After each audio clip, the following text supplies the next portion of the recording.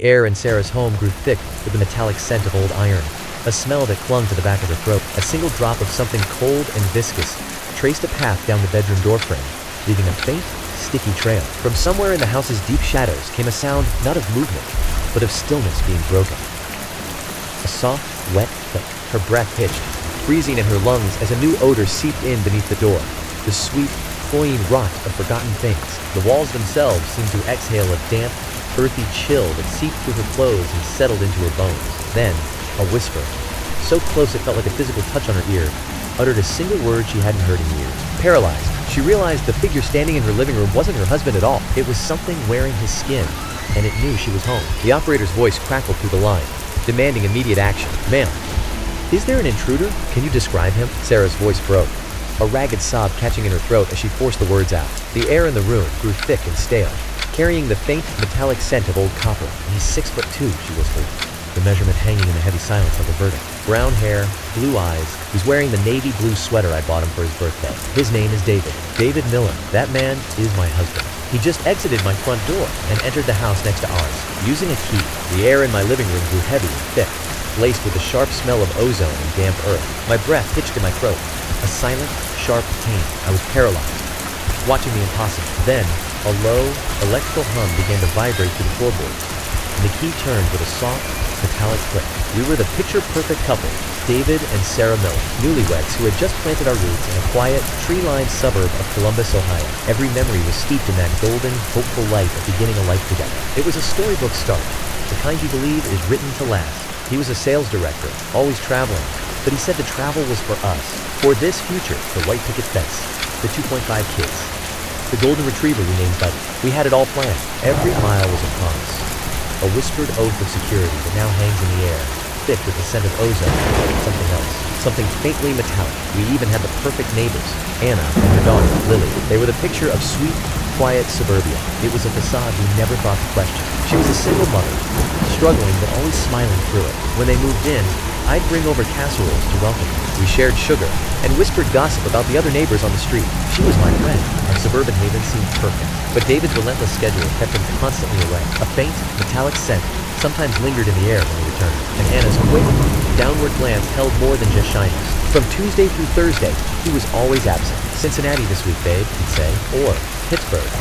I missed him deeply, but I took pride in his dedication as a provider. When he finally returned home, he was completely present, attentive, engaged, and fully there with me, my devoted husband. The escalation began with the small things, subtle details you dismiss because the truth feels too impossible to accept. The faint, metallic scent would linger in the air after he left the room. The quiet hum of the house would deepen into a watchful stillness. Sarah spotted Lily playing in the shared driveway, clutching a stuffed bear that was identical to the one David had won for her at the carnival. A cold unease settled in her chest as she recognized every worn patch and faded thread. When she asked David about it, he claimed he'd bought it at an airport, a convenient, common explanation. But the air grew heavy with the scent of ozone and the sticky feeling that something was profoundly wrong. Sarah's fingers went numb as she unfolded the receipt from David's laundry, a dollhouse purchase from Cincinnati, dated that Tuesday evening he'd claimed was a client dinner. The metallic scent of ozone filled the air as she remembered his explanation. A gift for his secretary's child, he'd said. She believed every hollow word. One evening, I caught David at our bedroom window,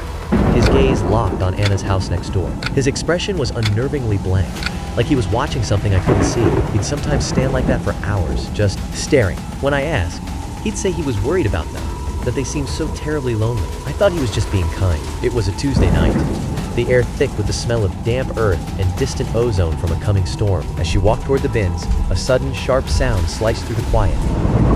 Not the expected rustle of garbage, but something else entirely. From that open window drifted down not the usual silence, but the unmistakable, unsettling sound of laughter.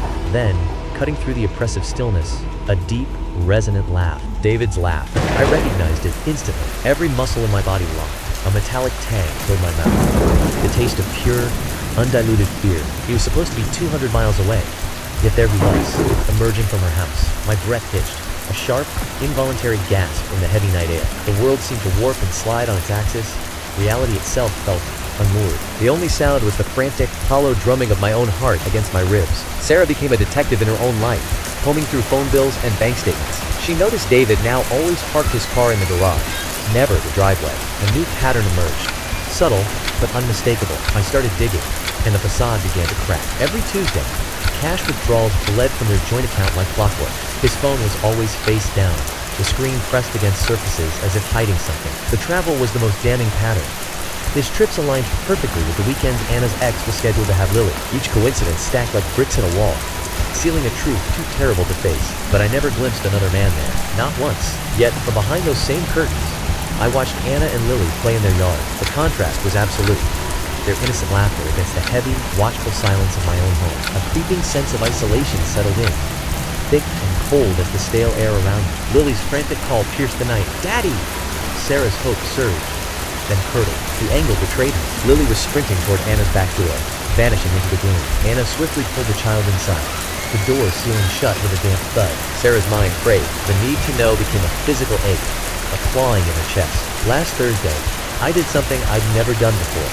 I followed him. The air grew heavy with ozone, thick enough to taste. Each footstep echoed through the damp evening, a hollow rhythm against the pavement. A primal dread took hold as I watched him disappear into the gathering shadows, suitcase in hand. He slipped into his car, and Sarah followed in hers, her knuckles bone white against the steering wheel. He bypassed the highway to Cincinnati entirely, driving instead for 20 tense minutes. His destination was a nondescript hotel near the airport, its windows glowing like vacant eyes in the night. From her car in the lot, Sarah watched, her breath catching in her throat with each frantic beat of her heart. He checked into the hotel, and I waited outside in the rain, my world completely shattered. The metallic scent of wet pavement mixed with the damp chill seeping through the glass. Every second stretched into an eternity, punctuated only by the rhythmic tapping of rain. Then the undeniable truth settled in my bones. He was having an affair. But then, David emerged from the hotel 15 minutes later, leaving his suitcase behind. He slid back into his car, the interior's stale air carrying the faint scent of ozone. Without hesitation, he drove away from the hotel, turning back toward our neighborhood. His return felt deliberate, a movement that tightened the knot of dread in my stomach. David's car glided through the rain-slicked street, turning onto their familiar block. Sarah parked a block away, her confusion deepening as she watched David's taillights disappear into the mist.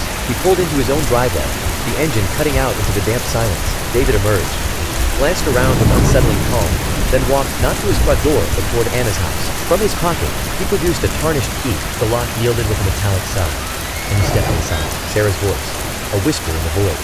Time stopped. The air grew heavy with the scent of damp plaster and old secrets. The key. He had a key. He crossed the threshold as if it were his own home, with unnerving familiarity. The 911 call now plays out in real time. Sarah, paralyzed by terror, hides in her car, phone pressed to her ear. The air inside the vehicle grew thick with the scent of cold metal and her own rising panic. Operator. 911. What is your emergency? Sarah's voice was a fractured whisper, choked with tears. He's in the house. My husband is in the house. Through the wet glass, the front door of Anna's home suddenly burst open. David stormed out, his face a mask of fury. A phone pressed hard to his ear. Behind him, framed in the doorway, Anna stood weeping, the scent of ozone, damp earth hanging in the charged air. Lily clutched her mother's leg, the tiny voice cracking with terror as she pleaded, "Daddy, don't go!" Sarah's voiceover breaks, raw with disbelief. He just walked out my front door and into the house next door. David freezes between the two lawns, the damp grass clinging to his shoes. He turns slowly, his breath hitching as he spots Sarah's car parked in the driveway. His eyes locked onto her phone pressed to her ear, and the anger in his face dissolved into a slow, dreadful realization. The two women in his life stood frozen, 20 yards apart, their gazes pinning him between them like specimens. A metallic scent, of cold iron, seemed to taint the air as the truth settled over the scene. Sarah. In that moment, looking into his eyes from across two perfect lawns, I understood. This wasn't an affair. This was an entire parallel existence.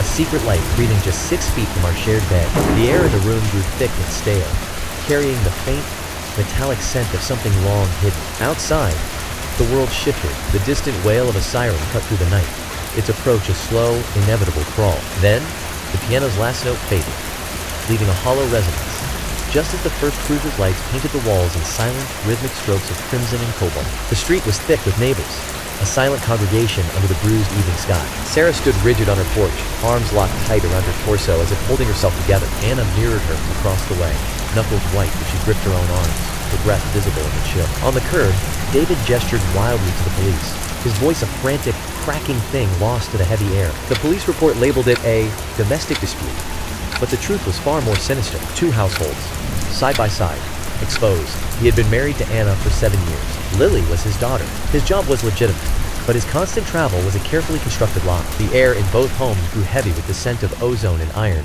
a metallic tang that clung to the back of the throat. Whispers began to scratch at the edges of reality in both houses, a sticky, damp dread seeping into the foundations of his deception. He compartmentalized his existence, dividing his weeks, his finances, his very life. We were his rotating shift, a schedule of secrets kept in the silence between the tick and the talk. I was the weekday wife, my world smelling of stale coffee and printer toner, my touch knowing only the cold chrome of his desk. She was the weekend wife, her presence announced by the scent of wood smoke and damp earth, her reality a whispered promise in the dark. For years, the only thing that separated his two families was a strip of grass and a wall so thin, I could sometimes hear Lily's faint laughter through it. The final visual, a slow, deliberate push-in on Sarah's face. She isn't looking at David. Her gaze is locked on Anna, standing just next door. Anna looks back. Their expressions hold no anger toward each other, only a profound, mirrored devastation, a shared, silent ruin. Sarah's voiceover comes as a bare, fractured whisper. The most terrifying question isn't, who did I marry? I know that now. The question that keeps me up, staring at the wall I share with her, is, which one of us was the other woman? The air in my room grew thick with the scent of damp plaster and something faintly metallic. Every scratch from her side of the wall felt like a nail being dragged across my own skin. A primal dread took hold as I realized our secrets weren't just shared, they were the same.